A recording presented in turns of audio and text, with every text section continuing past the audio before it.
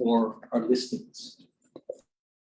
Over this contract thousands of times.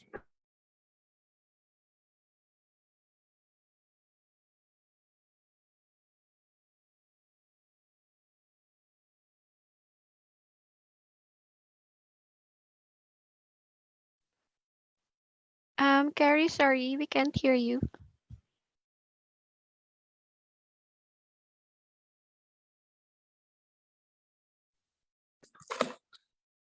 I was noticing my blue light wasn't on. You guys can hear us now? Yeah, that's better. Perfect. Thank you. So what we'll do is we'll take turns reading the contract, and then we'll kind of talk about how to apply that.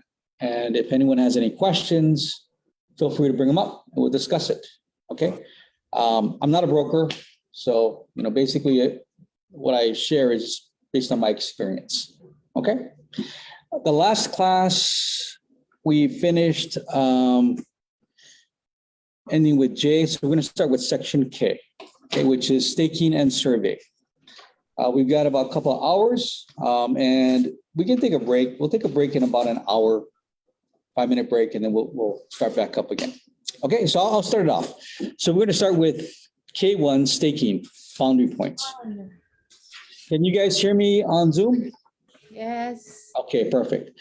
So within X days after acceptance date, seller shall, at seller's sole cost and expense, have a land surveyor licensed in the state of Hawaii stake the property and ensure that all boundary points are visible. Buyer may have a land surveyor licensed in the state of Hawaii verify the accuracy of the location of the boundary points prior to closing. Seller shall reimburse buyer for the cost of this verification at closing only if the location of the original stakes proves to be inaccurate. Buyer understands that staking is not the same type of survey as described in paragraph K2 and does not confirm the accuracy of the description or the land area of the property or the existence or absence of encroachments onto the property or onto a neighboring property. A survey map and report will not be provided. Okay, any questions on staking? You guys, first of all, you guys all understand what a staking is versus a survey, right? So let's say that this is the property. I don't know if you guys can see this though. Okay, so this is the property. If you're going to stake it, you're going to just put pins on the 4 corners, but it will not tell you, describe it, or show you on the map, if they provide you a map, where these boundaries are. Okay, so to just point out the 4 corners. So it could be a challenge if you're either selling or buying a property and all that's provided to you is the staking of the property, because there are many properties that are not rectangles. So there was this one property that we represented the seller on, and it looked like it would be just your typical triangle, nicely laid out, 5,000 square foot lot. But if you looked at the map, because they really couldn't show where it curved. So it had a point, a point, a point, and a point. And then when you looked at the survey map, you saw a curve like this. And what made it even more difficult is I think they even had something along this line straight across. So it made it even more deceiving, right? So survey, when would you ever use that? I think I've only seen it used once where we're selling a vacant piece of land and the buyer just wanted an idea roughly where's the property line. So said, we'll pay cash, just do a staking of the property, and that's all that's needed. Okay, so I'm going to start with folks here in the room, and then we're going to go to Zoom. Or yeah, we'll just do that. That's easiest. I'm sorry. Can you read K2 first? You want me to read it? Yeah. I was still thinking about surveys. Okay. K2 survey within so many days after the acceptance dates. Seller shall at seller's sole cost. Can you guys hear out there? I think you might have to speak up a little bit. Land surveyor licensed in the state of Hawaii. A, survey the property even if the boundary points are visible, and B, if improvements exist along the property line, Provide buyer with a map with surveyor stamp and accompanying report to show the perimeters of the property and the location of any improvements in the vicinity of the perimeter property lines. The survey and map may not address whether improvements on the property are in compliance with state and/or county requirements, subdivision covenants, conditions and restrictions, and/or condominium property regime requirements. Okay. So typically this is going to be done when you're buying a single family home, or if it's condominiumized, something that's more horizontal versus vertical, vertical condominium, right, versus horizontal. And they'll stake it out. They'll identify the four corners. Normally what they'll do is they'll pound in like a piece of rebar or a piece of plastic pipe. They might spray it with an orange colored paint. And then they'll maybe even attach like a ribbon on a tree or somewhere nearby so that you can kind of see where those points are. Then they'll map it for you. They'll identify where the property lines are. If it's straight, you'll see a straight line. If it's curved, they'll curve it. They'll also identify improvements. Okay. So would a tree be considered an improvement? Yeah. So they'll do any kind of man-made type of improvement, like a rock wall, stairs, a concrete pad, storage shed, seen all those kinds of things, right?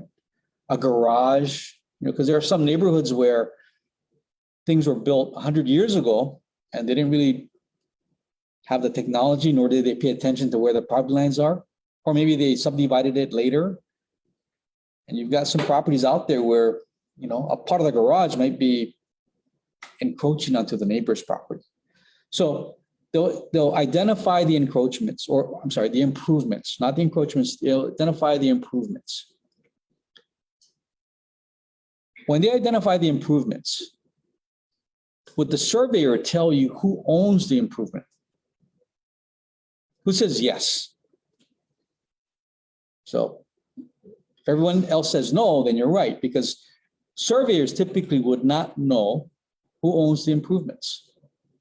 So there's a wall, right? So here's a survey again. This is the boundary of the property, and there's a rock wall right here. And the rock wall does this kind of a thing, right? Maybe it's not real straight. The guy who built it was not that good. And so it kind of weaves in and out along that property line. At that point, if you're a buyer, you kind of want to know who owns the wall. Because let's say that the wall is mostly on this side, and this is the property that you're buying. The wall is mostly on this side, but it weaves in a little bit, right? And let's say it weaves in only 5 inches. It crosses the property line by 5 inches. If this wall is owned by the neighbor, then we have no encroachments, because you've got something called de minimis, which allows any improvement to extend up to 6 inches over into a neighboring property. And that's the tolerance that's allowable, and it's not considered an encroachment. Okay. But here's the deal. That wall that snakes around, what happens if the neighbor says, oh, that's your wall, that's not my wall? Then all of a sudden, the whole wall is an encroachment, right? So point is, the surveyor will not identify on the map who owns the wall. So when you represent the buyer, definitely that's one of the first questions you ask when you get into escrow, or that I ask, is, can you tell me who owns all the perimeter walls, and see what the seller says. Then later you get the survey, you can match up what they said to what's on the survey map. And you can actually walk the property and see, does that make sense? Does what they're saying make sense? And then you can decide from there, talk to your buyer. If there is an encroachment, is it important for the buyer? Give them the pros and cons. Because the contract does say that if you can't get an agreement satisfactory to buyer, then you as a buyer can cancel the contract. Is it correct, but that my understanding is that staking, okay, so surveying does more than staking, right? So Yes. do you have to do staking if you're already gonna pay for a survey? No, it's either or. Either or? Yeah, and you would always ask for a survey. And how much does like survey cost versus? staking? It just depends. Yeah, I don't know, but it'd be more than a few hundred. Right, and it depends too on, I guess, the terrain and the, the amount of time it takes. So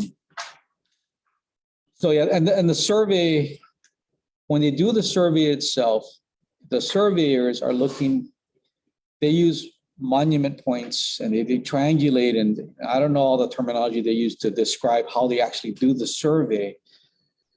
But there are times when you represent buyer or seller and you walk the property, you see multiple pins out there. So from what I understand, things move, maybe not a lot, maybe you can't notice that things move over time, but they do move. And so these survey points may not always be exact. They kind of are sometimes more general. I mean, and when I say general, I'm not talking about within 5 feet, right? I'm talking probably within fractions of an inch would be my guess, because it doesn't move around. The pins are kind of close by each other. Well, especially in 100 years. That makes Yeah, sense. it'll move, right? So, What was the answer within blank days? oh, so what would you want to put in there? So typically what you would want to do is, if you are the buyer, you probably want to know about it sooner than later. So maybe 15, 25 days after acceptance, if it's a 45-day close. Most agents will order the survey after they get into escrow. If you have a listing and you're selling a single family home, I will talk to the seller about ordering it before after your listing agreement is signed, order it already. And just let them know that, hey, if you're serious about selling, that amount that you pay for the survey will help to minimize problems if there are things like encroachments. Because if you have the survey early in the process, you can already let the other agent know, hey, I've got an encroachment, and you can start talking about how to deal with it. And if it's a big deal for that buyer and you're the seller, then you can tell the agent, hey, just cancel. If it's not satisfactory to buyer and we can't get resolution on this, I'd rather they cancel on this escrow early in the process versus 30 days after being in escrow. So if you order the survey after you get into escrow, then, and that the surveyors are not going tomorrow, right? They're going to go a few weeks out, and then they're going to take a couple of days to get the report back to you. So at that point, you discover problems, and then you have that much less time to deal with them, is the point. Yeah. They represent the buyers. Do we ask the buyer to do the survey or only the seller? It's seller's responsibility to do that. It's their property, so they would supply that to you. Could that be a negotiating item for the buyer to reimburse a closing? That's Anything's negotiable sure.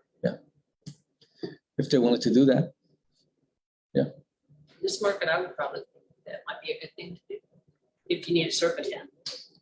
Oh yeah, normally you would want a survey if you're the buyer because you want to know what you're buying, and whether or not the seller would reimburse. I mean, it's a seller's market still, so I know, that's probably what I'm not. saying. Yeah. I'm saying maybe.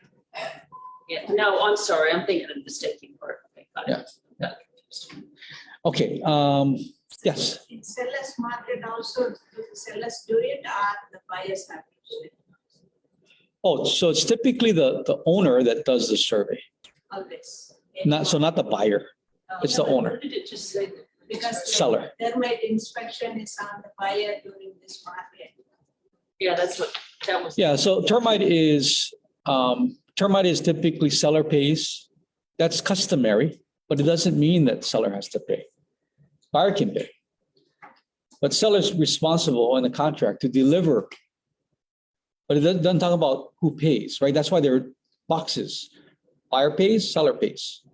Yeah, but the current market, we have to weigh so many things to meet the competition in this bidding war. So, but the current market, Well, I mean, I have not really seen a lot of buyers coming in saying that they will pay for the survey. I'm not saying that you can't do that. It's up to you. You can say that. You say, hey, well, I'll reimburse seller for the survey. If you feel that that will give you an advantage, sure, you can. Or do it with closing, because you don't want to pay for it, not close. Yeah, and then have to pay for somebody else's time. Yeah, so there's a lot of subtleties to what you're asking, and that's correct, right? So it depends on how you structure it. So if you say I want to pay for it because it's competitive, know that throughout the contract, you as a buyer have many ways you can cancel on the seller. So if you agree to pay for anything up front, not subject to closing, and the buyer cancels, the buyer needs to understand, hey, that $1,000 for the survey that you canceled on that purchase, you still have to owe it. You still have to pay it. So just keep that in mind. at no time the seller will do it before the estate. Oh, no, I didn't say that. I said we do that. That's part of what we do as a team. We suggest to seller that they order the survey in advance. That way we know if we're going to be dealing with any encroachments early in the process. That case, soon after the open house, usually we are having the open house within the same weekend. So it would not be done until It depends on when you order the survey. So if I order it before open house, I'll have it before the open house. Yeah. So, it's timing. So if you order the survey early in the process, before you're in escrow, before your open house, and they can get it to you before open, then you'll have it in your packet, which for our team, many times we have it early before open house. Yeah. Okay. Can you read K3 for us, please? Boundary encroachment. If encroachments onto an adjoining property or onto the property by an adjoining party is revealed or discovered, buyer may elect to accept in writing such existing encroachments at its current location within X number of days of discovery, or buyer shall instruct seller to, and seller shall use seller's reasonable efforts to, A, remove such encroachments if acceptable to buyer at seller's and or the adjoining owner's sole cost and expense, or B, obtain encroachment agreements at sellers and or the adjoining owner's sole cost expense with the affected adjoining owners, which is acceptable to buyer, and if neither A nor B occurs within blank number of days prior to closing. Buyer may accept the encroachments or elect to terminate this purchase contract pursuant to paragraph 03. If in remedying the revealed encroachments, the encroachments are partially or totally removed, then seller shall be responsible for the correction of the survey if paragraph K2 is checked to reflect any changes in revealed encroachments no longer than blank number of days prior to closing. Under Chapter 669 Hawaii Revised Statutes, certain tolerances for discrepancies involving improvements built along the boundary line of the property for specific zonings are established, and such improvements may be considered de minimis. Whew, that's a lot. Did a good job. Thank you. Okay, so there's a lot going on with that one paragraph. So let's break it down, right? So one is, if an encroachment is discovered, buyer may, in writing, instruct seller, and seller shall use seller's reasonable efforts to A, remove the encroachment. Okay, so first, what is an encroachment? Something that goes over 6 inches. Correct. So anything like any man-made thing, like it could be a stone wall, it could be a concrete pad. Driveway? If it's driveway, whatever, right? Anything more than 6 inches, that's considered an encroachment. So if an encroachment is discovered, buyer can ask seller to A, remove it. So there are times when, you've got like a little piece of rock on a rock wall that maybe you can chip away, thus removing the encroachment. Because it could be, 0.051 feet, right? So it's like fractions of an inch, just chip it away, remove it. Then what this says is if it's removed, seller has to have the surveyor come back and confirm. So adjust the survey map, right? Confirm that it's no longer there. So that's A. Or B, obtain an agreement. Okay, so do you know what that looks like? Any idea what that looks like? It just looks like you agree to it, leave it there or let it go or whatever. Yep. And So- if it's a big rock wall, why do you want to tear it down and fix Yeah. it for this much land? So normally when you're dealing with an encroachment agreement, you're dealing with the current owner and the neighbor, right? Those agreements run with the land, meaning that if it's agreed upon with the current owner and the neighbor and the property is sold, that agreement does not go away. It transfers now to the next owner. It runs with the land. Okay. So typically that agreement would say that there's a wall or whatever built there. And there is an encroachment. There was no intention when the wall was built for it to encroach, but it exists. And normally would identify who the owner of the wall is. And it would say that that owner has the responsibility to maintain it. And that if it ever degrades to the point where it has to be rebuilt, it's not allowed to rebuild it as an encroachment. So you got to put it back up, but put it back up on your own land. Okay, so normally that's what it says. So you've got to get the neighbor to sign, you got to get the seller to sign with that agreement. Now it's clean. Now anyone buying the property when it's resold later understands, hey, that wall is there, there's an encroachment agreement, identifies the owner, identifies responsibilities. Okay. Can you always get encroachment agreements? Okay, so what it says here is that if you can't get it within X amount of days, and normally it would be either 7 days prior to close or X amount of days after requesting it, something of that sort, that if you can't get it, either A or B, buyer has the right to cancel. Okay, that's up to me, right? That's a big hole in the contract that allows buyer to cancel. And because it could be something where the neighbor is encroaching, 6+ inches in the backyard, and it might not even be the whole wall, it might just be a portion of their wall coming onto the subject property, a little more than 6 inches. And because of that, buyer can cancel the contract. So as a seller, that's why ordering the survey up front can make a big difference, because you can identify that up front and you can determine whether or not it's going to be an issue, right? So just be aware of that.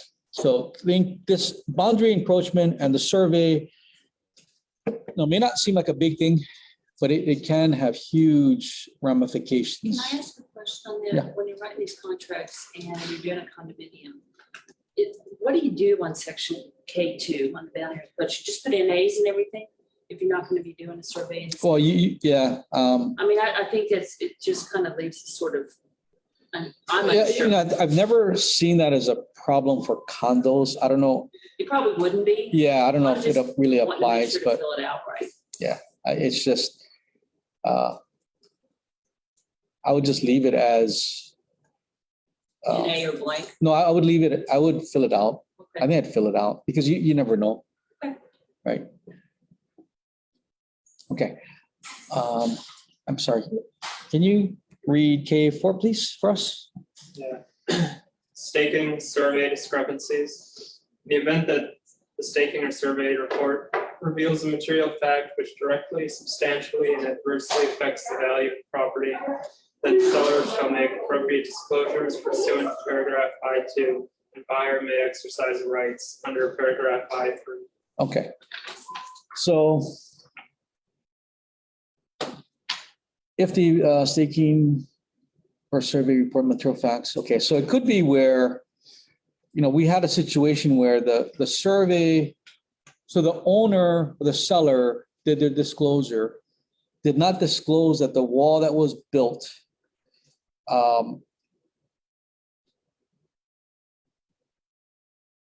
was a encroachment into the neighboring property, which was like an association's lot, right? So there wasn't a home there, but it's like an association's lot. So now you're dealing with, who knows who in that association. If they were to come back and say, hey, move that wall, I mean, you're dealing with a large entity versus a family, right? So as a seller, they had to disclose that. And as the buyer, what the buyer said is, hey, we're at risk. If the association ever came back and told us to move that wall, we would have to move the wall. And as a result, we want this much money back, which the seller agreed to do. Okay, so what it's saying here is that, hey, you know what, this K4, if it affects the value of the property, it's a new disclosure. So you're gonna have to deal with it as a disclosure. Yeah. Sorry, could we go back to K3 and? Oh, we don't go backward in this class. Go ahead. What is the recommended number of days as we go through? You know what I mean? Yeah. So, 7 days. so it's different, right? I think what I normally see is 7 days of discovery, right? And I'll see like maybe 7 days prior to close as a kind of a standard thing. And then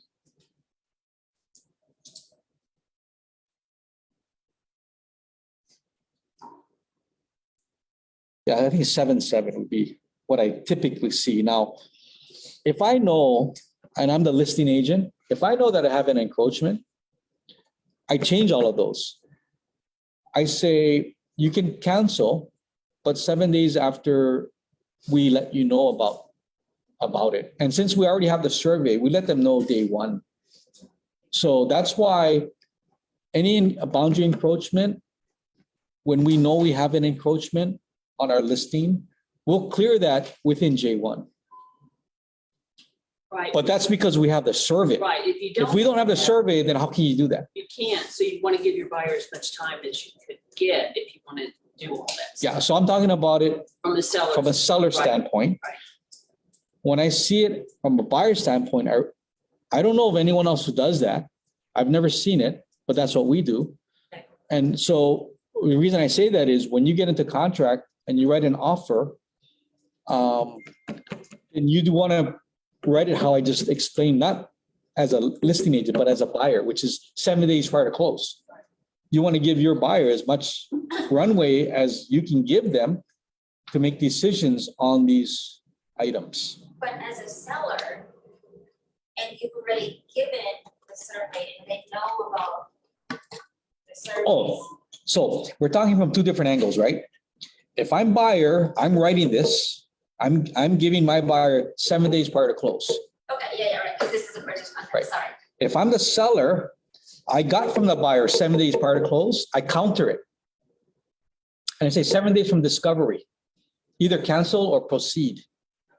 Which then, once they sign that counter with that change to K3, then they accept 7 days. And if they're not happy, they cancel within J1, typically, because So that's when it expires. my feeling on this is that us newer agents that have only been trying to buy things in this market this last Yeah. year, we've been scrambling to get these offers Yeah. accepted. Yeah. And I think probably this isn't in our comfort sphere. It's not in mine yet, all of this ins and outs with all this stuff. Yeah. And I can see why we probably don't know it quite as well, or at least. Yeah, me. because it's not common to see it written the way I described it to you. What's more common is the 7 days prior to close. Why? Because surveys are typically not available until Right there. the middle part of the contract timeframe, Well, and also we've been writing up shortened closing times to 30 days. 30 days. sometimes, Yeah. Instead of 45, and that messes all of that up. It could crunch it, right? Yeah, so, okay, thank you. Go ahead. Do you have to do a new survey each time? What if I just bought the house a year ago? Well, that's where the seller comes into play saying, well, you check survey, I have the survey a year old, will you accept it? The buyer says, yes, I will, or no, I won't. Why not have all this done with the initial home inspection done? The survey? Yes. Wait, when you say home inspection, are you saying the seller's doing an advanced home inspection or doing J1 home inspection? Okay, so you're doing your inspection as a buyer, right? Yes. So that's within J1, 7 to 15 days normally. This boundary encroachment and this survey may not be available to you because the seller is normally responsible to deliver that to buyer. And what sellers do is, based on how they write the contract, they'll say within 15 days prior to close, they'll give you a survey. And what's happening is the seller's agent is not ordering a survey until after they get into contract. And so the surveyor can go out there normally and do it the next day. It'll be based on their schedule, and their schedule may be, okay, I can get out there in 2 weeks, so I can get out there in 3 weeks. Buyer's agent requested they do that earlier. You can request it, but it's whatever's on the contract. Yeah, so you can request it, and they might try and rush it, but Trying to think what's the way to eliminate. yeah, I don't want to confuse you. What I explained is more, I guess, more on the seller side. If you know that you have potential encroachments, then that's kind of how we do our best practice there. But what you guys would normally see would be the standard, which is you'll get it after J1, and then at that point you make your decisions. And normally it's not a huge deal, but as an agent, you need to be able to explain the impact that an encroachment has on the property, right? Because you can explain it in a way that the buyer says, oh yeah, no problem. Or you can alarm them where they go like, oh, shoots, maybe I do need an agreement. And know that there's no guarantees that anyone can get an agreement, because even though the seller is going to sign it, the neighbor doesn't have to sign it. And some neighbors are like, hey, it's a legal document. I don't touch legal documents. It's been like that for 20 years. Why do I need to do anything about it now? Right? So, yeah, I don't want to confuse you guys. It can be a big deal, but I think the more that we explain it and talk about it, the more it might make sense. And then, use it to your advantage. The more you understand it, the more you can use it to your advantage. There's this one property that we were selling in Mililani. The buyer, so the property is like this. Okay, let's say this is the back wall. This is the front. They built a wall, but the wall was built inside of their property line. So it was built up here. The neighbor's wall went in this way, right? And it abutted the hollow tile wall. But this amount of neighbor's wall was an encroachment. It was more than 6 inches.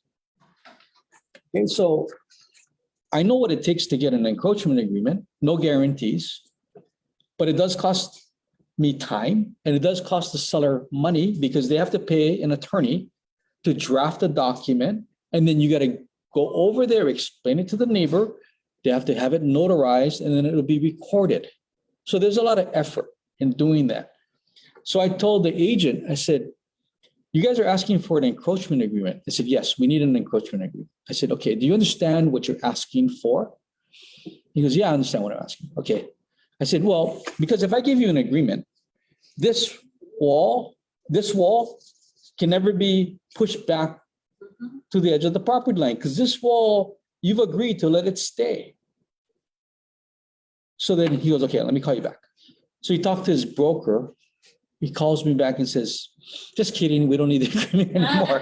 Smart guy. Right? So, you can, because you understand how it works, you can kind of use that to your advantage in the right situations, right? Okay. Okay, let's move on. L1. You want to read L1 for us? L1, termite inspections. Buyer is aware that termite infestation may affect the acquisition and value of real property in Hawaii. It is strongly recommended the buyer obtain a termite inspection and receive a report to identify the extent of infestation and or damage to the property, if any. The report may only address visible evidence of termite infestation and or damage in accessible areas. The report may not address whether the evidence indicates active live termite infestation. Seller agrees to disclose in writing in the seller's real property disclosure statement any prior and or current termite infestation and or damage of which seller is aware. Okay, so termite inspection. So strongly recommends that buyer get a termite inspection. It says that the inspector, talk about the inspector. Yeah, so the report only addresses visible evidence, which means that they can't damage the home looking for termites. As an inspector, they can't be poking holes in the wall. Right? You can't damage the house. So whatever is visible. And also says if the seller is aware of any termite damage, that they have to disclose it. Okay. So that's basically describing what the inspection is. Okay. I'm sorry. Who wants to read next? Can I read next? L2 termite inspection contingency. Within blank days after the acceptance date, buyer, seller shall select a licensed pest control operator to conduct an inspection and issue a termite inspection report on Form PC9, termite inspection report. Should the party who has to choose the operator fails to provide the other party with the name of the selected operator within specified time, then the other party shall select the operator within 5 days thereafter. In either event, seller shall order the inspection of the termite inspection report from the selected operator. The termite inspection report shall be delivered to buyer no later than late convenient time. Buyer, seller shall pay for the inspection and the issuance of the termite inspection report at a cost not to exceed X amount of dollars, and the other party shall pay the difference. If the buyer's lenders require an updated termite inspection report prior to funding buyer's loan, the buyer shall pay for the cost of the updated termite inspection report. If the termite inspection report indicates visible evidence of termite infestation, seller shall order and pay for the recommended treatment, which shall not include preventive measures. Buyer and seller understand that such treatment may cause damage to plants and or improvements. Seller shall deliver to buyer a certificate of treatment no later than 5 days prior to the scheduled closing date, or at any date mutually agreed in the writing between the buyer and seller. Okay, thank you. So another kind of long paragraph. So it's saying first, either buyer or seller needs to select a licensed contractor or licensed pest control operator. Normally it's buyer that's going to select, and you say X amount of days after acceptance. When we, on our buyer side, when we write the contract, normally in section Q, we're going to already identify who our termite inspector is so that you don't have to worry about missing the date. Because if you miss the date, then it says seller can select. And let me tell you, there are a lot of different termite inspectors out there. Some good, some not good. If you're the buyer, you want the good inspector. If you're the seller, you want the junk inspector. I mean, that's the bottom line. Right? That's the bottom line. Yeah, that's what happened to me yesterday. With the buyer inspection, I'm on the buyer side, and the lady was pissed off. It took like 3 hours. Uh-huh. And she said, oh, they have to do it, like checking every. Yes. Some are thorough and others are not thorough. They're quick. Then she saw the report and she told me, I don't like this report. He marked already the damages in the beginning and the good it's only 8 and the defect was 45. But that's what it is, right? Yeah, the good ones will identify everything, right? So that's what it says for us, that buyer will select. So I would suggest put that into your contract in the section Q and just identify who your inspector is. In how many days You write that down. the buyer has to do? Like 5 days? 5 days, yeah. I mean, you should know of a good inspector, or you should ask somebody who's a good inspector. Who's a good inspector? Who's a good inspector? Yeah. Alvin Fukuhara. Have you ever used Fred Chang? He's my guy. Yeah. I've used Fred. Yeah. I like him. He's a nice guy. Yeah, he's a good. Yeah, he's good. Do we have that phone number here in the office? No, but I can get it to you. So Yeah. there's differences, right? Some guys, it's really a matter of how much time they spend. So Alvin, what he does is he taps everywhere and he has his mirrors and he's looking, and he was on the state pest control board. So he kind of knows his stuff, right? So he's thorough. Other guys are not so thorough. I know Fred. Fred's fine. He taps everything. Yeah. What they're looking for is hollow sounds, right? Because the termites are smart enough to eat the wood, but leave the shell.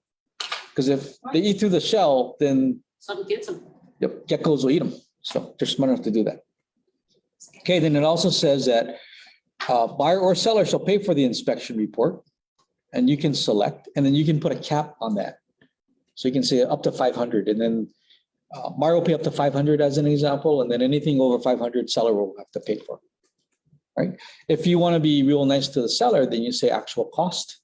That way the buyer will pay for the whole inspection. Inspections are not super expensive, right? Condos might run $300-400 maybe. Yeah. Single family homes, I don't know, 800, 1,000, 1,200, depending on the size of it, right? So again, visible, right?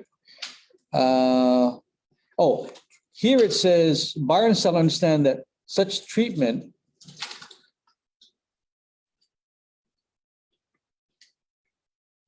okay, so if there's evidence of infestation, seller shall order and pay for the recommended treatment. Okay. Now, recommended treatment could be nothing because no evidence of anything. It could be spot treatment. It could be remove and replace. It could be tent. So if it's tenting, as an example, it also says that treatment may cause damage to plants and or improvements.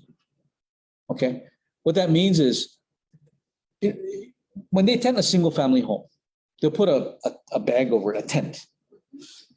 And they seal that bottom with, normally I've seen them use this collapsible tube looking thing that they fill with water to hold the tent down.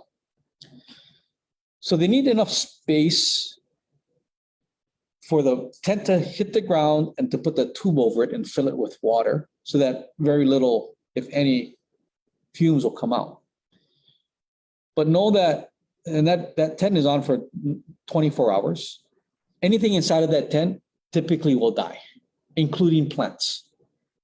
Okay, so it's good to let the buyers know that if the tent goes over that nice bush they really like, that bush will probably die. So as a buyer, it's always good to know in advance about that possibility than to go to the house after it's closed, only to see the plant dying, right? You're just setting expectations. So be aware of that. Okay, the fumigation chemical will kill plants, animals, whatever, because it's killing those, cockroaches, all that stuff, right? It'll die. And I've also seen in condos where they required the front doors to be replaced or taken off and fumigated, or cabinets See, and that begs the spot question, treated. who's responsible for that if it's outside of the condo? I would ask the association, homeowners, right? normally the homeowner. Yeah, I would Normally think the so, homeowner. but then they get Yeah. not happy about it. But anyway, that's okay. Okay, and then when they're done with the tenting, as an example, they'll issue a certificate, and that's typically running with the house. So regardless of owners, normally like a 5-year warranty. Question. So I don't know if this is a little nuanced or maybe I'm just misunderstanding it, but there's a difference between termite damage and termite infestation, right? Mhm. So this only applies if there is evidence of a live current Yep. critters running around Yep. infestation Yep. versus there's been damage. Past damage. Yeah, Okay. that's a good question. So question was, is there a difference between past damage and termite infestation? And yes, there is. So it could be where, the owner had ground termites eat up some of the walls or the posts or something of that sort, where it's weakened now. And that would be evidence of past damage or drywood termites, eating part of the trim, the carpets or the doors. If it's significant, past damage would be considered a new disclosure if it wasn't disclosed before. And it's important to know because if it's a material fact and it has an impact on the value, as a buyer, your right is you can cancel, right? You can cancel the contract. Live infestation, it could be both, right? It could be live infestation where they weaken the beam. So you would have to treat it, but at the same time with that beam now maybe not being able to support the load, it's a risk. It could be a new disclosure, right? But either way, if there's live infestation, then the seller has to comply with whatever the termite inspection report requires they do, which would be, like I said, right? Tent, spot treat, remove and replace or nothing. Okay? Sure. Okay, so would you like to read I have, 3? can I ask one more question about that? Yeah. I just sold some vacant land and one of the things was whether it needed a termite inspection or not. And normally I would have thought not. Yeah. But Chet brought up a good point to me that there are ground nesting termites in Hawaii in different places. And if you're planning on building anytime soon, you might want to be aware of it. So it's something to consider. And I wouldn't have thought of that. I just said, no, it seems silly, but Yeah, I see why he's saying that. If I'm selling land, I don't know. Well, I think it's more from the buyer's side. As a buyer? Yeah. Okay. As a buyer, I thought you're the seller. Yeah, as a buyer, it'd be kind of a unusual request of the seller to do an inspection. Yeah. They'll say of what? They'll say of the land. And I guess the question would be, would a termite inspector inspect the land for ground termites? I don't know. I don't either, but we didn't do one, but that, Yeah. Okay. L3, would you mind reading that for us? Termite damage. In the event that the inspection report indicates there is visible damage to the improvements caused by termite infestation and said damage directly, substantially and adversely affects the value of the property, then seller shall make appropriate disclosures under paragraph I. Okay, so that will be what later discovered, right? So either way, it's a disclosure, and buyer has rights. This is amended disclosure statement, I2. So now the seller is saying, hey, we found out that there's a new disclosure, and the disclosure is there's damage and it adversely affects the property of the value of the property. So we're disclosing it to you. That's under I2. So at that point, once the buyer is probably going to be aware of it because they probably attended the termite inspection summary. But at that point, the buyer has the right to cancel if it's significant. Yeah. So it's just telling you, hey, if there's termite damage, what your rights are as a buyer, and what you as a seller have to do. But will it be still fixable like? Yeah, well, that's the next step, right? So first is to just disclose it. Seller has to disclose it. Buyer has to make a decision. Do they want to cancel? Do they want to have seller do something? So at that point, if seller says, I'll fix it, buyer says, that's fine, you fix it, move forward, no problem. Yeah. Okay, L4, you read L4 for me? Latent or hidden termite infestation and or damage. Buyer acknowledges that there may be latent or hidden termite infestation and or damage of which the seller and seller's brokerage firm are not aware of, and for which seller, seller's brokerage firm will not be held liable. Seller, seller's brokerage firm, buyer's brokerage firm, and their respective possessors make no representations or warranties that the property is free from latent or hidden termite infestation and or damage. Buyer, seller, release brokerage firms and their respective licensees from any all liability with regard to any latent or hidden termite infestation and or damage. Yep. So this is just saying, you might have a termite inspection, but doesn't mean that they're going to be perfect all the time.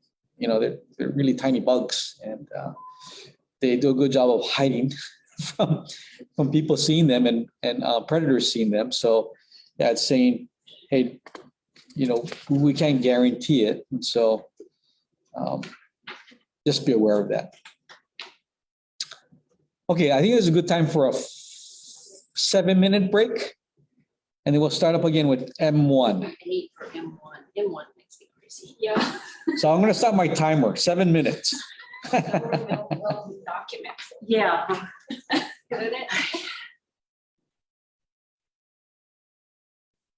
In the meantime, if anyone has a question, feel free to ask me. I'll be sitting here. How you guys doing on Zoom? Everybody's I know, you gotta do it. muted out. Read this question.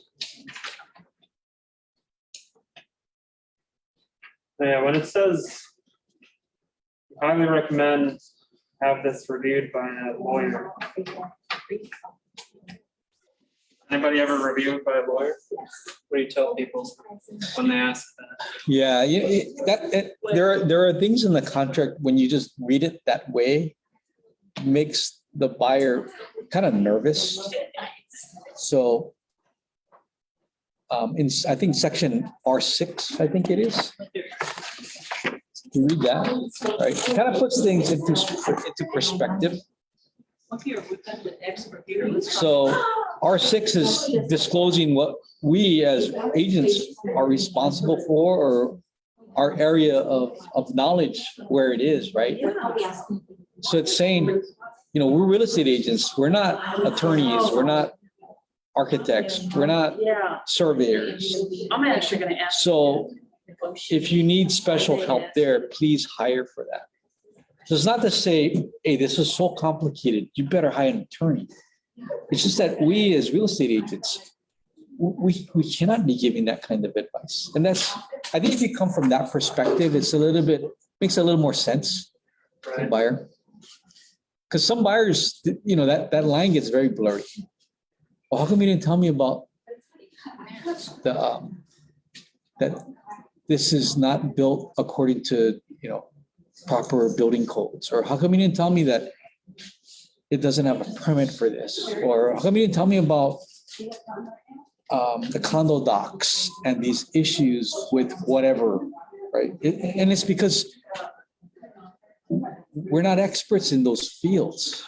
So if you're concerned about them, then find an expert.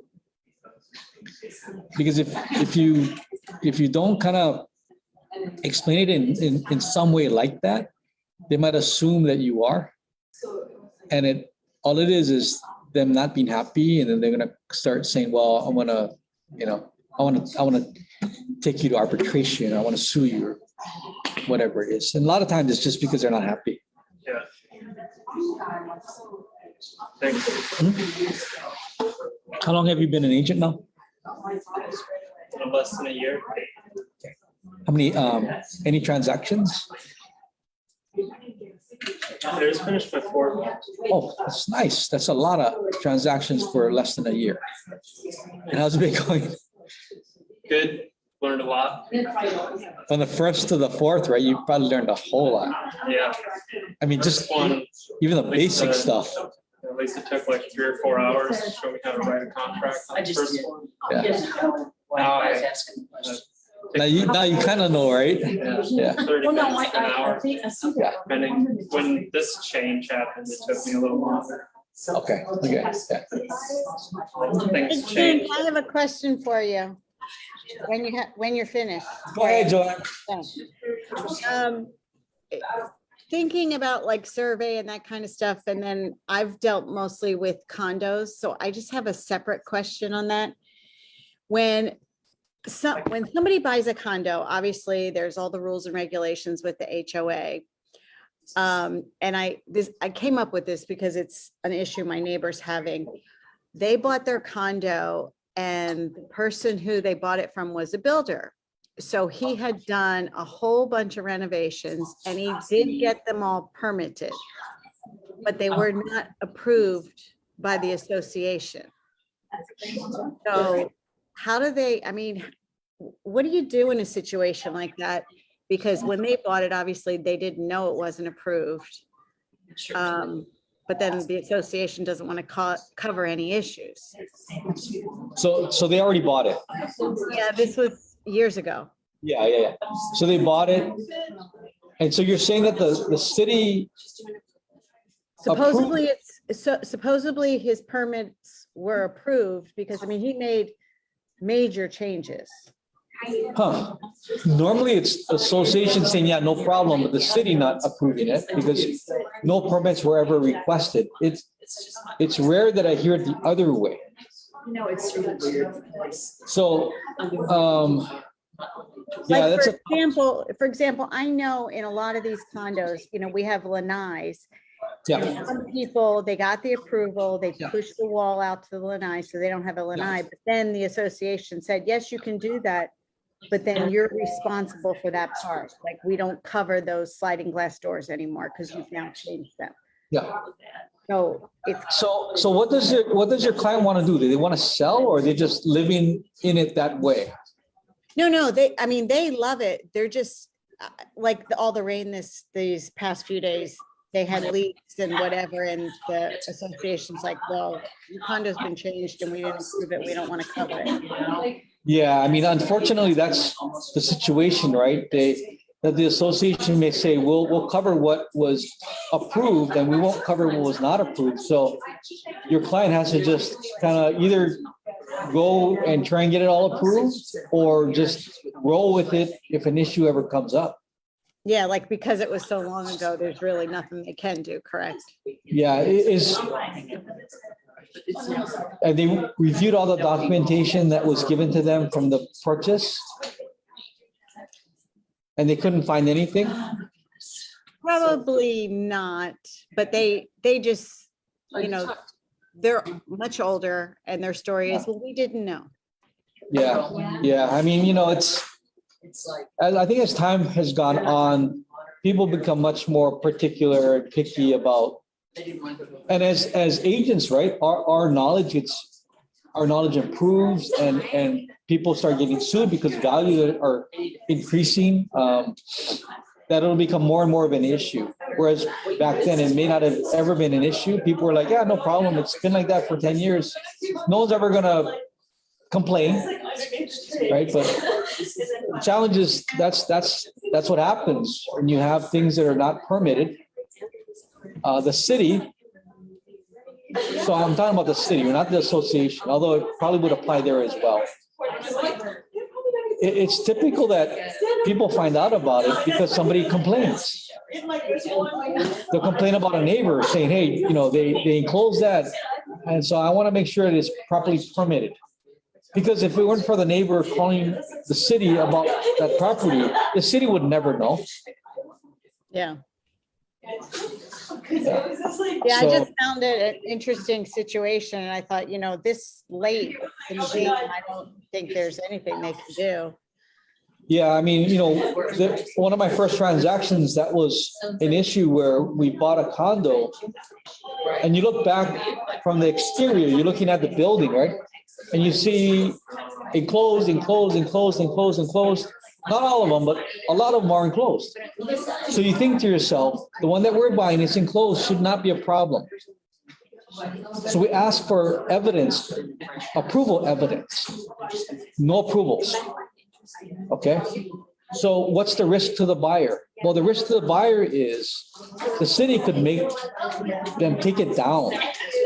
So we asked for, and we got a credit, like a $10,000 credit, because we said that you didn't disclose it. It's a risk to the buyer if the city ever says you have to remove it.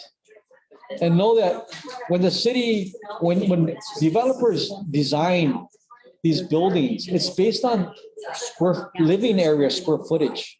Right. So there's a maximum, right? So typically the whole building would not be allowed to enclose all their lines. There's a cap. So stuff happens all the time. So that gives me another question. So let's say you're buying a condo or a house, it doesn't really matter.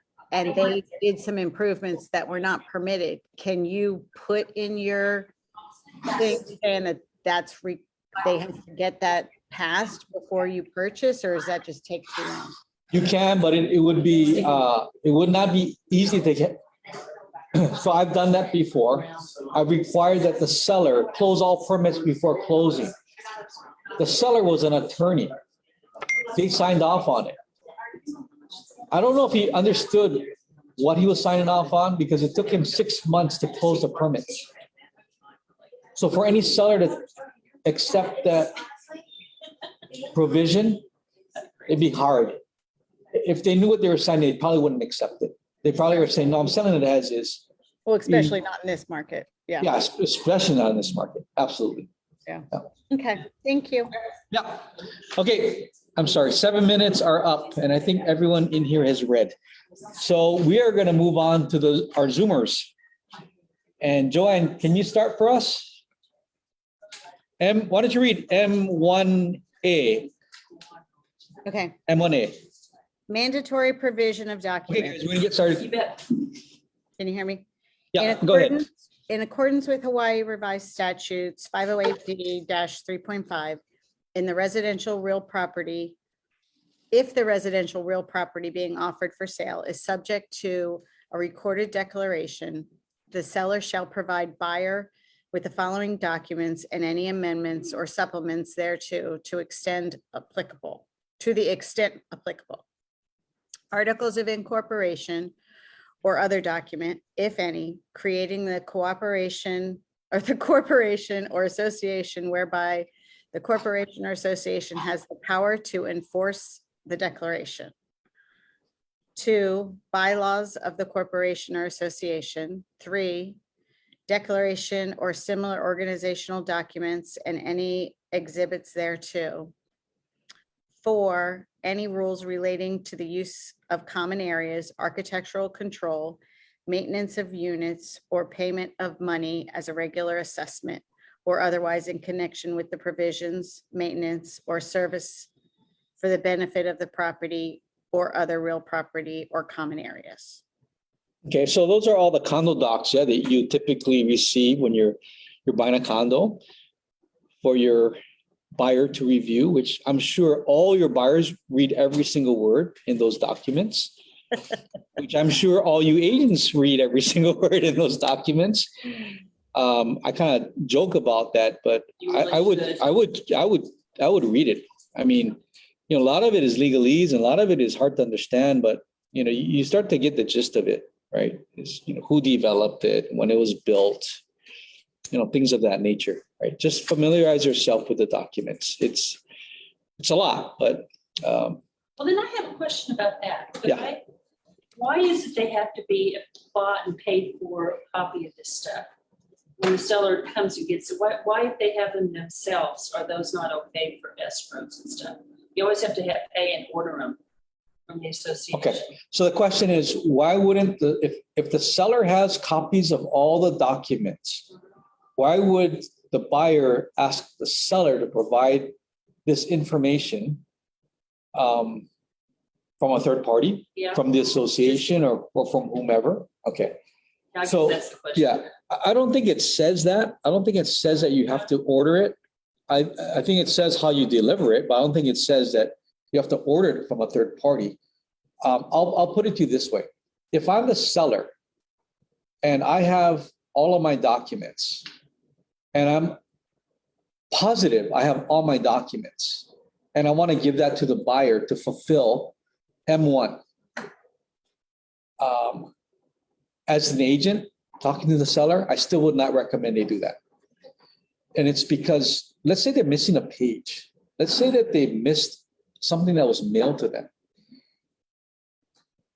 It's kind of like you're taking on that added responsibility of all those documents and hoping that what you have is accurate.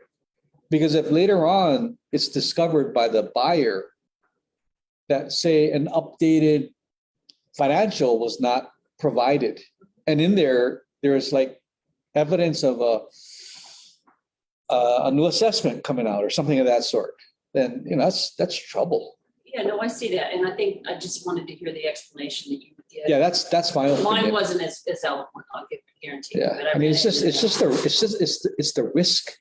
right? So certain things similar for building permits, right? You can all go down to the building department and you can go and look up by address all the building permits, and you can print them and you can ask for the drawings and everything of whatever properties out there. But the reason that we don't want to do that when I'm representing the buyer, and I will have buyer pay for a third party to do it for the buyer, is because I don't want to be liable for missing something, right? And that's what they do. They pull those permits all day long and they package them and they send it to the buyer for a couple $100, which is good for me.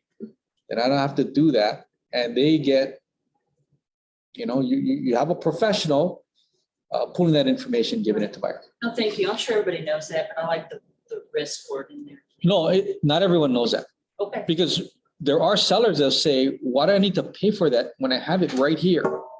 See all these documents? These are all my condo docs. Why do I have to pay for it? And I'll explain to them in that way. So, okay. Tori, can you read B for us, please? Sure. Okay, if the residential real property is otherwise subject to restrictions or conditions on use, either because of covenants contained in the deed for the property or because of another recorded document, the disclosure shall also include all documentation relating to any restrictions or conditions, including but not limited to any unrecorded rules or guidelines that may have been issued by any entity responsible for enforcing those restrictions or guidelines in a manner consistent with and subject to the seller's duty of good faith as provided for under Section 508D9. Examples of restrictions or conditions on use may include, yet are not limited to, easements, encroachment agreements, covenants, conditions and restrictions, CCNRs, and any other encumbrances that will remain on title after closing as described in paragraph G2. Okay, thanks. So just saying, these are all you got to disclose, right? Anything that might limit enjoyment of the property, you have to disclose it. So it's all those documents. Okay, Carrie, can you read C for us, please? Can you hear me? Yes. Okay. C, seller shall provide buyer the following documents to the extent that they exist and are obtainable. Approved minutes of the last 3 Board of Directors meetings, articles of incorporation, association, and amendments, bylaws and amendments, copy of any and all pending litigation complaints filed by or against Owners Association and or its directors that are currently unresolved, covenants, conditions, and restrictions, CCNRs, current financial statement, other be specific, current and or proposed budget, current house rules, declaration and amendments, design standards and or guidelines, insurance summary, lenders disclosures, minutes of the last annual meeting, planned community documents, project information form RR 105C, reserve study or summary, subdivision and or title documents. Okay, thank you. So a lot of different potential forms, that the association or whoever is the documents are coming from can provide to buyer. Not that some are more important than others, but the ones that I look at first would be the RR 105C. Are you guys all familiar with that form? Right, that's kind of like the association's disclosure. So on there, you'll see things like assessments. You'll see things like delinquencies of homeowners association payments by owners. So things that kind of indicate that any issues or things of that nature. And that's normally like a 5-page sheet. So it's not, 50 pages like some of the other documents might be. I'm looking at the last 3 Board of Directors meeting notes. In there, you might see stuff like, they're talking about, the elevators are acting up again. So it's almost like telling you, are we going to have to start budgeting for elevator replacement or maintenance, or things like, trouble with sewage lines, right? Because a lot of our condos, I shouldn't say a lot, but there are quite a few that are old, right? And if they're really old, guess what? The the supply line and the sewer lines within the building sometimes have to be upgraded. And it's not cheap to do that. And it's not convenient to have to allow people into your unit to open up the walls and replace those pipes. So those, you're looking for evidence of things that might be an issue, right? See, I'm looking at, the house rules. What are they allowed to do? What aren't they allowed to do? Because, maybe they want to hang the laundry in the lanai, but it says no laundry can be seen from the street or something of that sort, right? So those are things that you should be able to find in there. And it's important for buyers to read that and to understand what they're buying into. Because those are the limitations that they're going to have to deal with, or the expenses they're going to have to come up, fund if there are things like assessments, or, if let's say that it's not being managed properly. Look at numbers, you're looking for, in terms of an increase in maintenance fees. To me, if it's really high, like if it's more than 6%, 7% or higher, then that's an issue. That's really high to be increasing your maintenance fee every year. Or conversely, if it's zero, that's not good either. Because how can, with everything going up in cost, how can your maintenance fees be zero? So it could be that the board of directors, they don't want to increase fees at the expense of properly maintaining the building because they don't want to pay more money, right? So there's a variety of different things that could be happening. Any questions there? Okay. Hi, Kent, it's Jessica. I have a question. Yeah. Okay, so my question is, if a seller had multiple listings in a building, could he or she use the same condo docs for all those transactions, or how would that work? Yeah, I think you would, if they're all selling at the same time, I would assume, but I would also make sure that you get updates, right? Gotcha. You get updates, maybe even a week prior to closing, that you ask for all updates. If you're the buyer, especially if you're the buyer. Right. And same thing for the seller, just to make sure, right?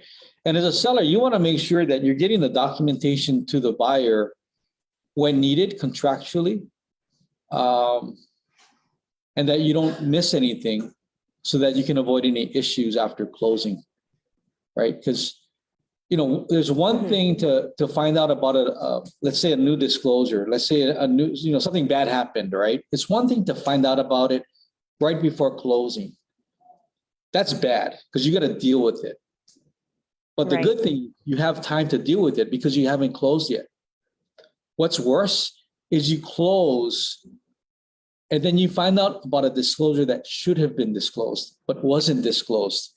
That's worse, because then you're probably talking about arbitration and yeah. So yeah, I would say, I guess it depends on timing, Jess, and I would just try to make sure that do your best to get the latest documents before closing. Okay, gotcha. So if they're listing at different times, then they would require different condo docs. Yeah, just update it, right? You could probably say, I ordered it in January and this is now March. I need the updated, I need anything new, something of that sort, from the associate. Okay, thank you. Yeah. I personally would see, like, if the seller is paying for that, with that potentially causing issues too, in terms of, if you have, you know what I mean? If you're sharing It shouldn't. docs between listings. No, it's going to be standard. It's not specific to a unit. That's why it'd be standard docs for the building. My concern on that is when I'm looking at units in buildings, some of them are different from one floor to another, and that would concern me. I'm not aware of that. I could see it from building to building association. So some developments it's named the same, but there are different associations within the larger complex. Okay, I guess I was just comparing the HOA, the maintenance fees from one condo to another within. Well, condo fees may vary because it's typically based on square footage, That's one. Okay. But the other could be because there are different associations. That are handling that, okay. Yes, like in Mililani, right? You may have, I can't remember all the names, but you know, there's tons of them. yeah, a big one, and then it has phase 1, phase 2, phase 3, phase 4, and every phase is a different association. So their fees are all different, right? Who's next? Carrie just wrote it. So Iris, did you read yet? Okay, so, oh, there's Iris. Iris, can you hear me? Yes. Okay, why don't you read D and E for us? Sorry, I was just listening. What part of D and E? M1D as in David and E as in Edward. Okay, so seller at seller's expense shall provide the above documents to buyers no later than blank days after acceptance date. Upon receipt of the above documents, buyer shall provide seller with a written acknowledgement within blank days of receipt. E, upon receipt of the document provided pursuant to HRS 508D, buyer shall have blank days or 15 days if left blank to rescind and terminate the purchase contract pursuant to paragraph 02. Okay, thank you. So this says seller needs to provide it within X amount of days, and when you're writing the offer, or the offer, you're gonna specify how many days after acceptance, and then you're gonna say how many days you have to review. And then F is in the event that the purchase contract is rescinded or terminated, buyer agrees to promptly return. So basically, if you terminate and you don't close, then as the buyer, you have to return the documents within X amount of days, unless seller is in default. Okay, so yeah, you know, it doesn't say that you have to provide all the latest documents. All it says is within X amount of days after acceptance, you need to provide the documents. There are some firms out there that will say in their special addendum that the condo docs have to be updated, like say a week prior to close or something of that sort. You know, and as a buyer, it's actually not a bad thing to put it in there, as long as you feel it's not gonna put you in a disadvantage because it's so competitive, right? Yeah, okay. How many days? Can we have? I'm sorry? How many days can that? Oh, it's whatever you want. So seller, so I would say for D, maybe put 10 days. That's just for acknowledgement. E, you know, the longer the better. 10, 15 days. And then F, I don't know, 5 days, whatever you want to put there. M2 is delivery of documents. So either hard copy, electronically, DVD. So, you know, you select, right? James, can you read M3 and M4?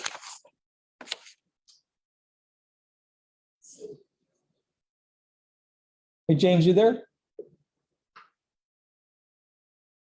Okay, Chihiro, why don't you read M3 and M4 for us? Okay.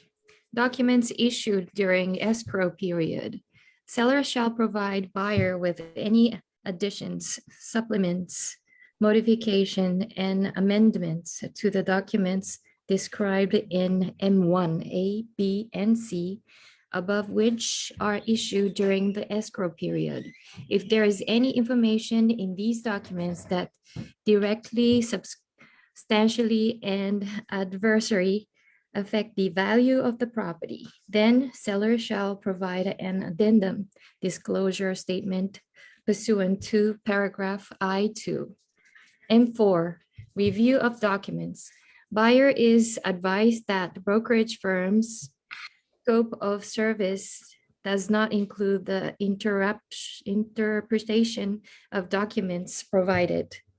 Brokerage firms recommends that buyer consult with the licensed attorney and or CPA with expertise in real estate, condominium, cooperative, subdivision, PUD, and/or homeowners plan and community documents to review and explain such documents to buyer. Buyer acknowledges that the maintenance fee, homeowners community association fee, or any other fees or charges reflects in the documents provided to buyer, or review and approve may be increased in the future. Okay, so M3, we kind of touched on that a little bit, right? When we said, as a buyer, it'd be great to ask again prior to close if there's any new documents. See, because what this says is that if there are any amendments, that the seller has to disclose it.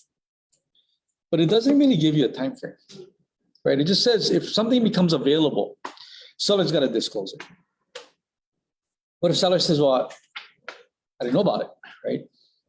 So, and then unless buyer can prove that the seller knew, then it's kind of a iffy one, right? So it could be where you write in the contract, 5 days, 7 days prior to close, seller updates condo docs, something of that sort, right? And then I'm sorry, what is your name? Kyle. So Kyle was asking me earlier. He said, in here, there are times when it says consultant attorney. And this is kind of what M4 says is, we're not experts in review of these condo docs. So real quick, turn to section R6. And I'll read it. So R6, disclosure of real estate licensing status. Hawaii law provides that the licensee shall not require, wait, that's the wrong one. R1, sorry. On page 12, R1. Scope of services and disclaimer by brokerage firms. Brokerage firms assisting in this transaction, including their owners, licensees, salespersons, agents, and employees, strongly recommend that buyer and seller each consult their own attorney, estate planner, accountant, appraiser, architect, pest control expert, home inspector, insurance advisor, contractor, land surveyor, blah, blah, blah, blah, blah. So what it's saying is, we are realtors. We're not tax attorneys. We're not architects. We're not pest control people. And so go back, right? Go back to M4. And that's kind of along the same lines. I was saying, Kyle, that, sometimes clients will assume or want to think that you're an expert in all these areas. And if you try to act as the expert in all these areas, you may be setting yourself up for something uncomfortable later, right? So, know what you're responsible for and know when to say, hey, that's out of my area. That if you're really concerned about the condo docs, then perhaps you need to find somebody that, and maybe we can even go find them a recommendation, or her recommendation is who to talk to, right? Because if you say, oh, no, it looks fine, and, they close and they find something bad in the docs where you told them it was fine, they might come back to complain, right? Okay, any questions on section M? Okay, Jesse, why don't you read N1 and N2 for us, please? Okay, N1, delivery of possession of the property free of tenants. Seller shall deliver possessions of the property at closing vacant and free of tenants. Tenants' possessions, leases, property management contracts, short-term rental reservations, or any other rental or service commitments. And 2, rental documents. Seller shall deliver all rental documents executed and or binding between seller and tenant. Seller shall also deliver any executed property management contract. Rental documents may include the following: rental agreement, security deposit statement, property condition form, based paying disclosure, lesser lessee, pet and or animal addenda, vacating instructions, renewable energy addendum, short-term vacation rental reservations. Seller shall also provide copies of the following documents and information if obtainable. Seller shall provide copies of such documents and any amendments or addenda to buyer within certain days after the acceptance date. If within days of receipt of such documents, buyer does not accept the property based upon information contained in selected documents, buyer may elect to terminate this purchase contract pursuant to paragraph 02. Any security deposits or vacation rental deposits will be transferred to the buyers at closing. Seller and brokerage firm highly recommend that buyer hire a licensed property management company and may want to do so prior to closing. Okay, thank you. So if you notice, right, right above N1, you'll see that it says under in parentheses, choose paragraph N1 or N2, because normally you're going to buy a property either free and clear of all tenants or with tenants. So you're going to check either N1 or you're going to check N2, right? If it's N1, then you close, they get the keys and do whatever they want after that. If you check N2, then it will be subject to all these other documents. And if you're the buyer, you should be looking at what's the agreement? How much are they getting? What's the deposit? What's the condition of the unit when they were checked in? You know, all those things, because now you become responsible. You're the lessor now. You're responsible now for the tenant. So there's something that in there that you don't like. You don't have to accept it. You can cancel the contract. At that point, you know, seller has options, right? If they don't want to lose you as a buyer, they could say, oh, wait a minute. Let me pay off the tenant and get them out, right? You know, they might be able to do stuff like that, right? To help the situation. This one I will never forget because one of the first contracts I got into escrow on, the seller checked N2. I represented the buyer and he was buying as an owner occupant. I didn't realize it was N2, right? This is maybe my second transaction. When I found out about the mistake I made, oh my God, I was like, how am I going to figure this one out? Luckily, the seller was able to get the tenants out without any delay and we're able to close. Otherwise, it would have been so ugly. Because know that as a buyer, right, if you're going to get a loan, they got to occupy typically within 55 to 60 days. If they don't occupy, they can't get a homeowner, a residential rate. They would have to get an investor rate for their loan. So it's just, you know, it would just then snowball at that point. All the problems that would come up if the seller's agent wasn't able to figure that out for me. So important to know all these little details. Huh? Okay. And 3, rental agreement changes during the escrow period. During the escrow period, seller shall not, without prior written consent of buyer, make any changes to the documents described in N2 or enter into any new rental agreements or vacation rental reservations which extend beyond the closing date. Okay, so don't make any changes.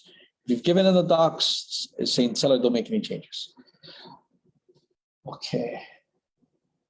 Jess, can you read 01? 01, determination due to default. This paragraph shall not apply to a particular obligation or contingency if paragraphs 02 or 03 have been specifically designated as a termination provision.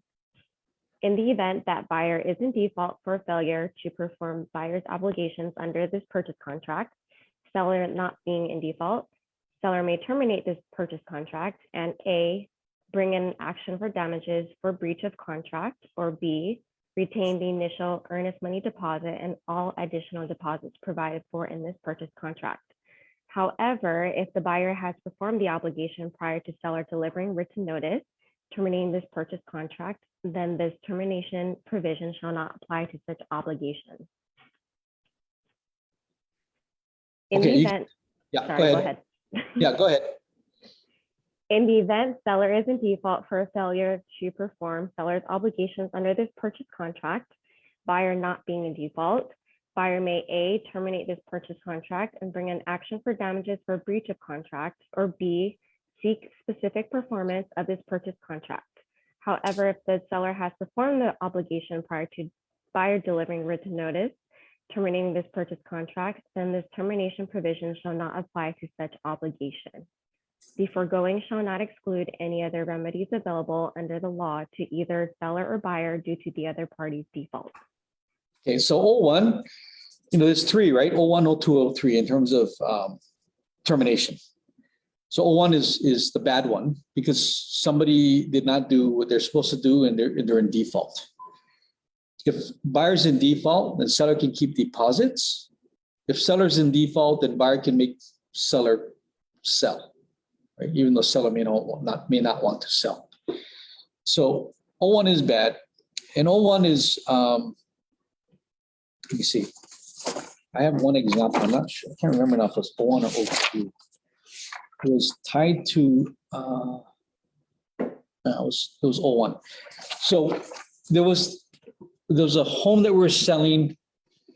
Buyer was just not being very nice to seller. Seller through J1 because we said as is, and seller didn't want to entertain any credits or repairs. And so buyer would just not be nice about it. So seller decided, hey, if I can cancel, I want to cancel on them. So I said, okay, well, right now, the only way that you got to follow the contract. And one way you can cancel is if they don't submit or provide to escrow their additional deposit. Okay, so they signed the contract, they put in their initial, they went through J1, and there was this outstanding item which they wanted us to do something about, which seller said, no, I'm not going to do anything, but they kept persisting. Seller said, I'm done with them. Buyer passed J1, okay, did not accept J1, nor did they deposit their additional deposit. Okay, so, and this was a while back. This is when we wouldn't even put down 2 business days after J1 acceptance for the deposit to go in. All we would put down is upon J1 acceptance. And if J1 acceptance fell on a Saturday or a Sunday, that's where it becomes difficult because on one hand, you're saying it's due on Saturday or Sunday, but on the other hand, escrow is not open to accept payment, the additional deposit, right? So we waited until I think it was Tuesday. They still had not entered their or provided escrow with their additional deposit. We issued notice of cancellation due to O1, additional deposit not deposited into escrow. It was not a good day for anybody because, seller's not happy. First of all, they have to cancel. And buyer obviously is pissed that we're canceling on them. Because when's the last time you heard of a seller canceling on the buyer, right? It's normally buyers canceling on seller. So they're pissed. So anyway, these termination provisions are important to understand and understand how to use them so that you can use them in your favor and protect your client. Yeah.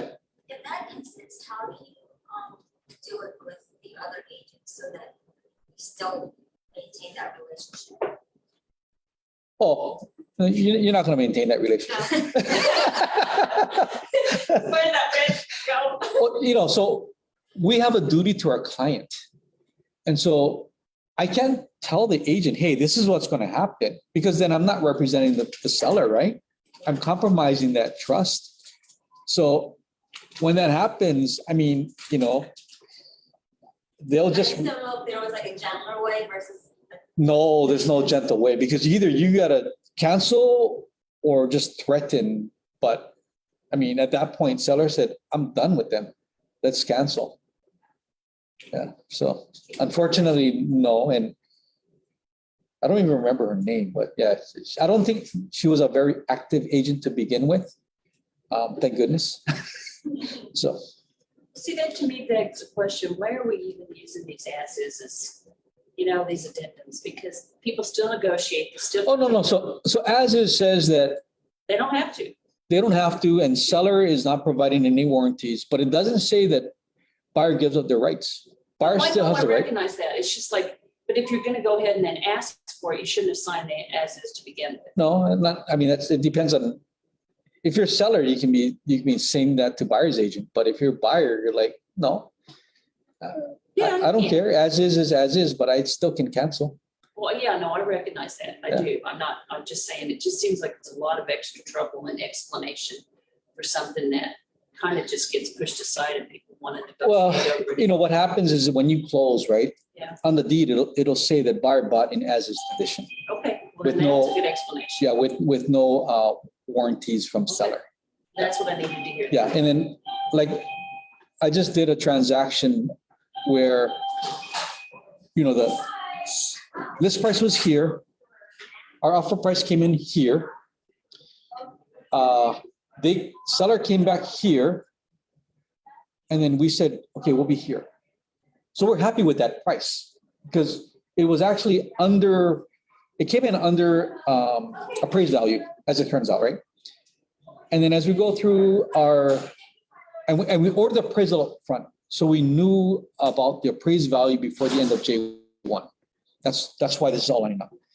So at the end of J1, buyer goes, I'm going to cancel because there's more work than I had anticipated. I don't want to be responsible for all of that work.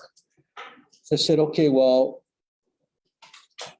what it boiled down to is that's what they both said, husband and wife. And I said, okay, so did you fall out of love with the house? Is it not what you want it to be? Or is it just about the money? She said, it's about the money. I said, okay, I can deal with that. How much do you need? I said, 70 would be nice, but 50 is acceptable. So I'm back to seller saying, we need 50. And they're like, what? As is, blah, blah, blah, blah, right? And this is a very experienced agent. I said, the bottom line is, we found all these issues. You guys know about them, right? It's an old house, granted, but it doesn't matter. You know, they weren't aware of it and they're going to have to deal with it. So if we can get the 50, we're on board. If we can get the 50, we understand. We just part ways. So guess what? We get the 50, even though it's as is, right? So So that's the way to really to approach it. yeah, because it was not, there was no drama. You know, there was not like, oh, it was just a very frank discussion. Here's what we found. Here's what any buyer will have to deal with who buys this house. They're not comfortable with that amount of money to eventually have to pay in order to care for these items. And so if the seller wants to consider it, then great.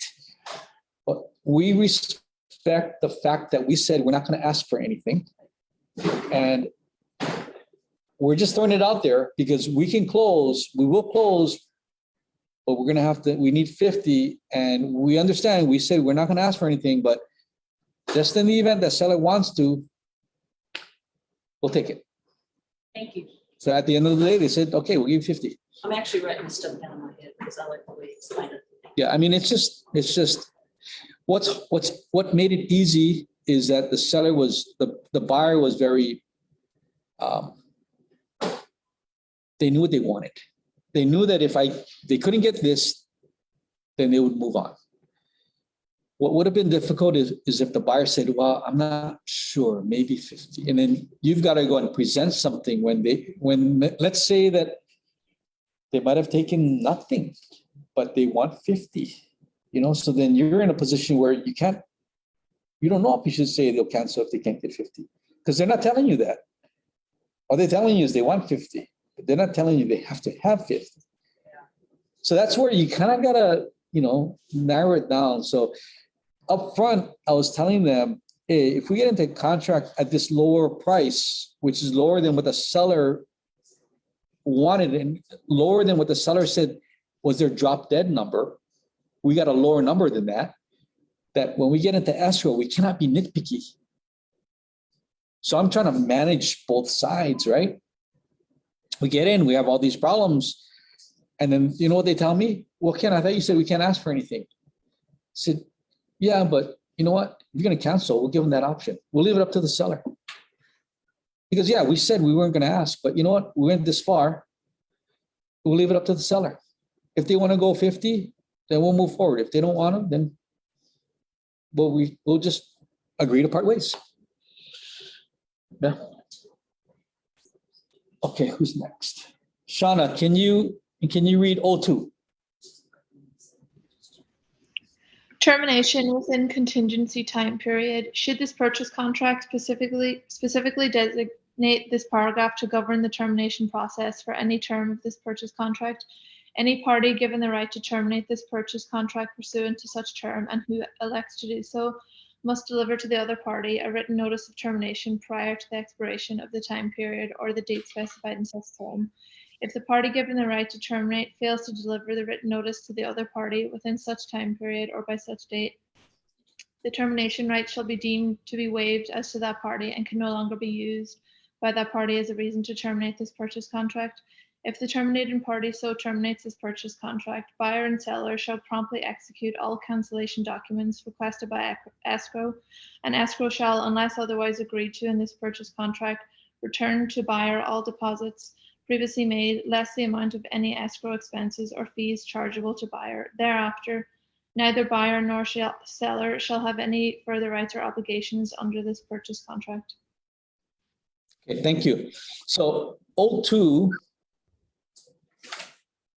is, you'll see that a lot, yeah, throughout the purchase contract. So J1, title report. I mean, there's a bunch of them tied to O2. So O2 says, within that time frame, if you're dissatisfied, you got to cancel within that time frame. So if it's a 10-day J1, you got to cancel within 10 days. If it's a 10-day review of an SRPDS, you got to cancel within those 10 days, right? And if you say nothing, and you go to the 11th day, you've accepted it. Okay, so buyers got to know, hey, with J1, I need to know, not on the 10th day, I need to know, like, give me some time, give me the 9th day or the 8th, give me play on this, because if we've got to negotiate something, we want to give the seller's agent time to go back to the seller and explain why you're asking for credit or why you're asking for repair, right? If you're just going to cancel, then just cancel, but do it within the time frame.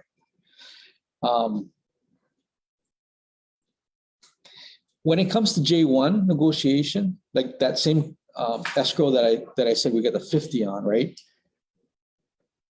I didn't want us to be in a situation where, because sellers wanted more time to consider the request.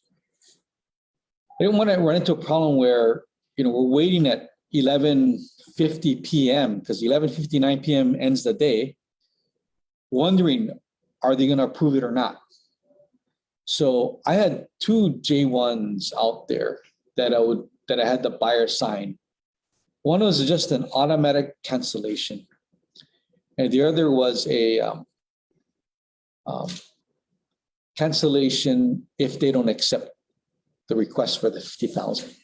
And I was just waiting to see which one they're gonna do, right? So it's because we had 50,000 in the initial deposit that if we missed a deadline on J1, I didn't want to lose that deposit for the buyer, right? So you just have to think about all the scenarios and just make sure you have them covered. Yeah. The Monday will be another property? Oh, it was 250,000. Yeah, it was several million, couple million. That's why you had the deposit of 50,000. Yeah, that's why the deposit was so big.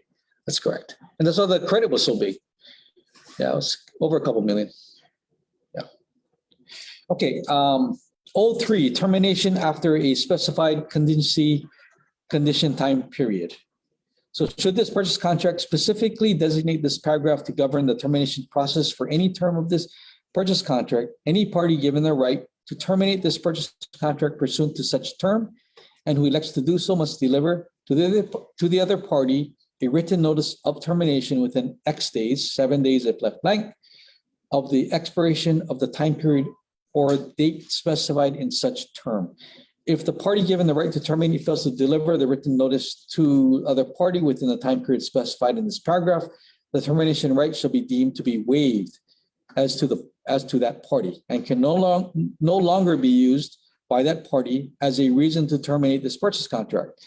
If the terminating party so terminates this purchase contract, buyer and seller shall promptly execute all cancellation documents requested by escrow, and escrow shall, unless otherwise agreed to in this purchase contract, return to buyer all deposits previously made, less the amount of any escrow expenses or fees chargeable to buyer. Thereafter, neither buyer nor seller shall have any further rights or obligation under this purchase contract. So 03, you'll see that for, like, I think on the title that comes to mind, there's one there. Yeah, like title defects, that would be G2A, right? So there's a title defect, it needs to be fixed. So there it says you give X amount of days. So it'll be on top of that. So you discover a title defect, you give escrow 7 days or title 7 days to resolve it, and they can't resolve it within 7 days. After that 7th day, you can still terminate if clear title cannot be delivered and it's an issue. Okay, I think it's a good time to kind of wrap up. See, any questions? And then we'll wrap up for today, and then we'll continue the next time on 04 mediation. Any last questions? Previous classes online for us to go back and listen to? Yeah, I think it's on YouTube, Gary? Yep. Anybody in Zoom land out there have a question? Okay, if not, thank you very much. We'll see you guys next week, Thursday. Thank you. Thank you. Thank you. Thanks.